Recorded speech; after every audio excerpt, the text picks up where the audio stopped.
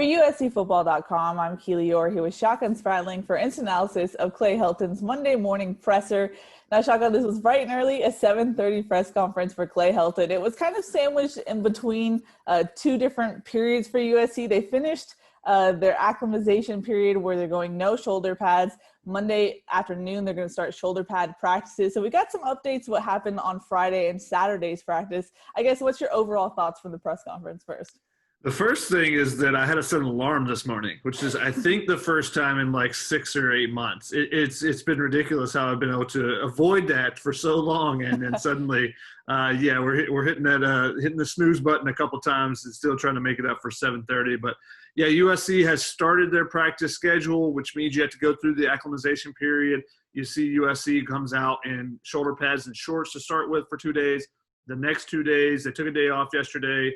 The next 2 days, they'll be in shoulder pads and helmets and shells, as they call them, with short still before they get to full pads on Wednesday. So, getting the ball rolling. And Clay Helton said that they basically installed their base package stuff on both sides of the ball. So, getting that stuff going and getting a little competition periods and getting back in the swing of things. Overall, he seemed very upbeat after the first day, and really excited about, what they saw the first two days of practice when you're not able to hit anybody really yet, but, getting out there and, getting an opportunity to kind of thump each other a little bit and get that feel back now that you can actually be in a full team practice for once. I mean, it's been so long since they've been able to congregate together like this. So I'm sure the players are excited to see all their teammates and be around them again. But sounds like so far off to a good start for USC. Yeah, and speaking of which, because you're not doing real contact, Clay Helton said that there were no real injuries to come out of Friday or Saturday's practices, but we did get some updates on guys he kind of forgot to tell us about a little bit on Friday's presser. We did get word that Vavae Malepeai has a bit of a hamstring issue, so he has been held out. He is rehabbing, but Clay did say that it was not related to the knee injury that kind of plagued Vavae throughout the 2019 season. We also got word that Marquis Stepp has been a little bit limited, but he has been doing better. Clay Helton said that they actually moved up the schedule a little bit for him on Saturday, so he was able to do more than they expected. And then Brandon Peely was held out of practice on Saturday for a bit of a stomach issue. But Shotgun, just to circle back to Vavae, that's another hamstring. It's now the third hamstring I believe we've heard from USC. When you see types of injuries kind of crop up in these bunches, does that raise concern for you at all? Yeah, I think definitely if you're the training staff, if you're Clay Helton, then that's a red flag. If you have a spate of the same injury, that's always something you need to be like, okay, what are we doing? What do we need to adjust to be able to combat this?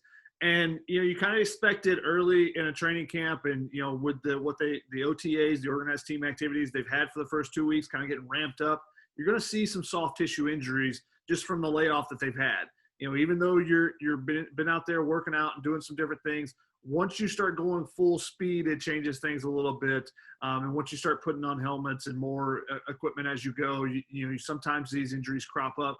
Important to kind of nip it in the bud now. And, from the sounds of it with both Vi and Brew McCoy and Drake Jackson. And Drake Jackson are the third hamstring injury. You want to get those and just nip them in the bud right now and be cautious with them so that you don't have a later tweak or an aggravation as you get closer to game time and suddenly one of those guys is going to be a big time producer for you goes down and they're out, especially with how short the season is this year. So I think it's important that they're being cautious with it, but you got to look at it and say, okay, are we doing something? Do we need to make an adjustment? How do we change things so that this doesn't become a lingering issue, not only for these individual players, but for the team in general, and have more of these injuries pop up? Mm-hmm. You mentioned OTAs. That was something that Clay Helton talked about twice in today's press conference. He was very happy about them. They had 2 weeks of basically OTAs before they started actual practice last Friday. And Clay Helton said that it really got them back on the same page. They were able to get things mentally down and then transition into more physical activity. And so he said that that's something that he hopes the NCAA will look at going forward to maybe adopt to the whole fall camp schedule. I mean, how do you think that helps the team kind of get on the same page, Shotgun? Yeah, I mean, OTAs are a common thing in the NFL. You hear about them all the time. which is why they have their own acronym there because they're so common. But the organized team activities that Clay's talking about is basically like a walkthrough. It's kind of like a Thursday practice. They're able to walk through, especially with a new defense this year. It's really been really big for them to be able to get out there on the field and kind of walk through and put guys in individual positions and move them physically rather than just doing things on the board or over a Zoom call. So I think it's really big in that regard. But I think Clay said it helped them get not only, get the mental aspect of it, but also physically, like, okay, I got to move. This is where I go. So now you're connecting those two dots, the mental aspect and the physical aspect, and it really helped them going into training camp. Whereas normally you'd be doing your conditioning. You basically have a week off before training camp in most schools. Then you go in and you're going full bore. And, in the past it was you're going full bore. As soon as you get done with that acclimatization period, then you're hitting 2-a-days. You're hitting, hitting every day. It's very strenuous. With this, it's just an extra step that kind of gives you that ramp up into it. So I think that it's a positive. And I'm sure coaches always want something else so they can add, extra practices and stuff. But from the sound of it, Clay was very appreciative of this, and we'll see if it's something the NCAA kind of adopts going forward. Because if it can cut down on injuries as well, and can just help teams get that step forward, I think it's something they should look at. Yeah. Now, at the start of any type of camp, even in a pandemic year, one of the questions that coaches always get is, well, who's standing out to you, especially the new guys, the new faces? Clay Helton actually mentioned two new guys, Jonah Monheim and Cortland Ford, the two offensive linemen. And Chuck, we were kind of expecting that based on what we had seen from them in their high school tape and just kind of their body type coming in as freshmen. Yeah, they're the two guys that we kind of had our eyes on as far as that offensive line, because there's so many question marks with the offensive line. It's like, okay, if Elijah Vera Tucker doesn't come back, can one of those freshmen step in? Well, maybe they can get in the mix. Maybe those guys aren't going to be, starters off the bat, but maybe they're in the rotation. It can be in your 7 or 8 deep so that if you do have an injury go down, they can be there. And, Clay Helton said that they've got a good physical maturity right off the bat. They've been able to pick things up. He was also very complimentary of Casey Collier, a guy he thinks has a very bright future and someone, at 6'8" that could have, could be a potential multi-year starter for USC there. But I think it's important that, that those two guys, Monheim and Ford, are able to contribute early, because we always talk about there's always injuries on the offensive line. And with Frank Martin and Bernard Shermer opting out this year, that's two veterans that are going to be out. They're going to be gone from the rotation potentially. So adding two young guys in and talented, and hopefully you start to see them take jumps. If you can be impressive to begin with, can you be impressive throughout the year? Because with freshmen, there's often a point in the season where guys, especially when the college season is longer, where guys will, hit a wall. Now, do you go over that wall, or are you basically done for the year? And that's when you kind of find the cream of the crop kind of rises to the top. So we'll see if those guys, impressive right now, can continue to take steps and strides. And, if they're needed later this season, are they able to step in there and contribute? Yeah. Now, Friday and Saturday represented the first real go for practices in a pandemic, with all the rules and regulations that USC has to abide by, not just the Pac-12, but also LA County and the state of California. And Clay Helton he said it was a logistical nightmare. And that's because, with the cohort numbers of up to 75 people in one space, you have to have 4 separate fields. And Clay Helton joked that he might lose 10 pounds by how much he has to run around. Now, Chuck, and you and I were trying to figure out, where exactly are these 4 fields situated? What are the logistics look like? We can't see, obviously, because we're not in practice, but it seems like they're still trying to figure out what to do in these pandemic practices. Yeah, I think it's still a learning process for the coaches too. I mean, Clay Helton talked about on Friday, before they had their first practice, that the coaches were going to have a walkthrough. That they were going to have a walkthrough to go and figure out exactly, okay, how do we go from this drill to this drill? Because there's no student managers.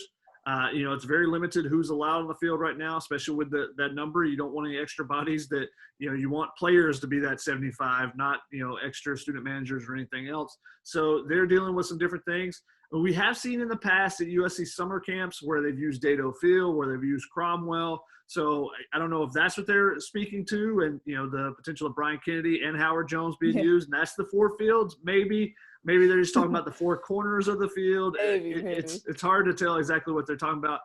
But I think that Clay Helton said that one of the silver linings of that is being able to 2-spot at positions. Now, what he means by that is hey, if you've got split up, groups, if you've got a split squad like you would see in spring training for baseball, well, then you got to have 2 third basemen. So you got to have 2 left tackles. So somebody's going to be left tackling at one group, and somebody's going to be left tackle at the other group. So that gives you an opportunity to get tape on those guys at those positions. So you're getting those extra reps, whereas normally those freshmen, those third or fourth string guys that you may have, those walk-ons, once you get closer to the season, they don't get any reps at all, except on scout team. Right now, they're getting a lot of extra opportunities to showcase themselves. And with a new defense, I think that's really big for them because there's just that many extra reps early on and going through this acclimatization period, just getting those walkthrough reps, getting those reps at full speed now with some limited pads on or limited equipment on, I think is really big for them to really try to push it and be able to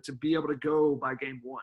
Yeah, and I mean, with the pandemic, you never know who you're going to need. So the more reps everyone can get, the better. It was a shorter presser, so there's only one more notable thing for me, Shock, and I don't know if you want to add something else, but when talking about Todd Orlando's new defense, Clay Helton actually said that quarterback Keaton Slovis was the one benefiting from the new defensive scheme, just because there's so many looks to that defense, and there's pressure coming from everywhere. So it's kind of a new hurdle for Keaton Slovis to learn and give him more experience just reading defenses and whatnot. Yeah, he's appreciative of T.O.'s, as he calls them, system for bringing that pressure from all the different places, because it's going to get Keaton Slovis better, but it's also going to get that offensive line better. True. Once they finally establish who the 5 are going to be and put them in spots, then that communication is going to be big. And, having a defense is going to bring pressure from different areas can only help that offensive line as they try to figure out exactly what they need to do and the communication that they need to do as they pass off blocks and different things like that.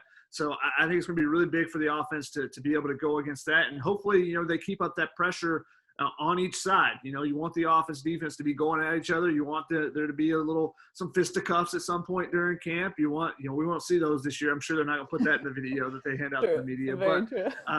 But you want to see that. You want to see that competitive fire. And I think that, you're seeing already that Todd Orlando, and it's been talked about in the offseason a little bit that the players got to work with him this spring, is that he's going to bring fire. And that defensive staff is going to bring some fire. So they're really excited about that. But Clay Helton also said that, from watching football through the first few weeks of the college football season, you got to be able to get pressure on the quarterback, but that not only with pressures, with blitzes and different things, but you got to do it with the front 4. And that's going to be on, guys like Marlon Tuipulotu, Brandon Peely. Can those guys get some more pressure in pass situations?